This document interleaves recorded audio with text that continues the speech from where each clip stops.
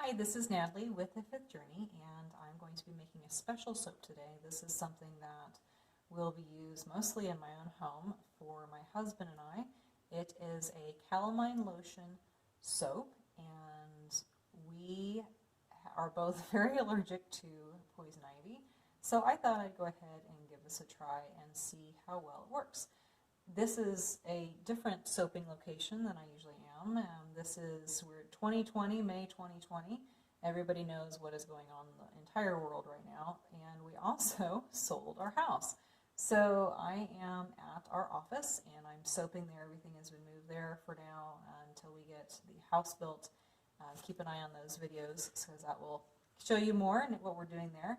Anyway, back to this. This is a Calamine Lotion soap. I'm going to be using about 1 ounce per pound of Calamine Lotion in my soap, and the farm that we purchased has a ton of poison ivy, and now that it is in the warmer months, we're seeing all of the poison ivy leafing out, and we have pretty much had it all through the winter just because we've been out there almost every day working and clearing brush and just dealing with it. So it's like we can see it now. I'm like, holy cow, we're going to have to really work on getting rid of it. But anyway, so I'm going to go ahead and make this.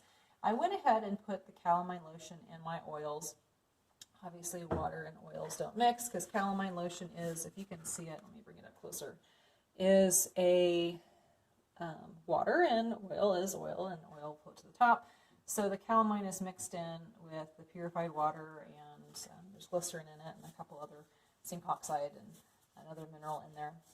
So I put it in here first. I didn't want to put it in the lye water because I didn't quite know what would happen with that. Yes, it is minerals. It should be fine. So what I ended up doing, like I said, 1 ounce per pound on the Calamine Lotion, and then I did a discount with the lye solution. So I went ahead and took that out. I'm using a little bit lower superfat for this one, and because with Calamine Lotion, the purpose of it is to really kind of clean up that poison ivy, sumac, whatever it is. We just have the poison ivy that I get here. So I'm doing a little bit lower superfat than I usually do. So we're going to go ahead, mix it up. I'm not using any fragrances. I'm not doing anything. This is my base oil recipe. I did not add the shea butter in it because I don't really want the extra moisture in this. I want it to kind of dry up with that for those areas. So I'm going to go ahead and get it mixed. And I have a new mold, one of those tall and skinny molds. I bought one of these. I've been wanting to try it. So I went ahead, I grabbed one of those. This is usually my recipe that will make 24 bars.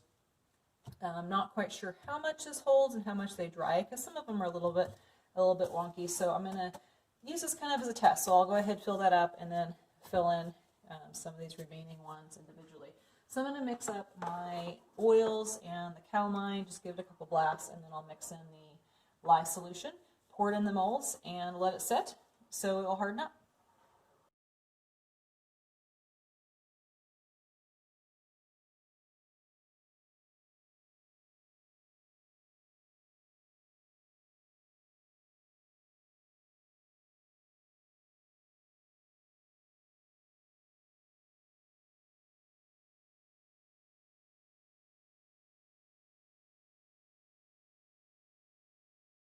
I went ahead and poured more into the other loaf. I did buy 2 of those tall skinny molds. So I went ahead and poured those in, and then I poured the 4 extra ones in here. So those bars will be a little bit smaller because normally that recipe would make 24 bars, and that's a 12-inch mold.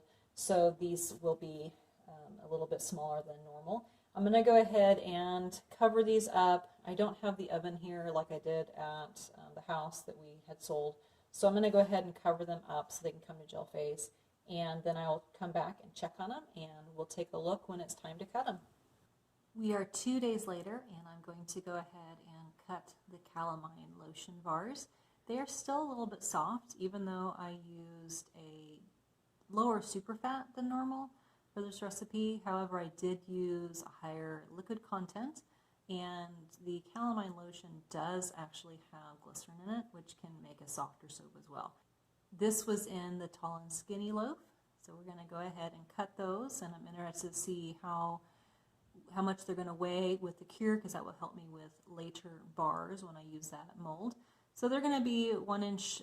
I'm using my 1 inch soap cutter, and we'll go ahead and cut those. Excuse the background, as I said earlier that we did move, and I've got all my fragrances. If you're a fellow soaper, you know which is my favorite company just by seeing the bottles. But I'm going to go ahead and cut these, and let's see how they look.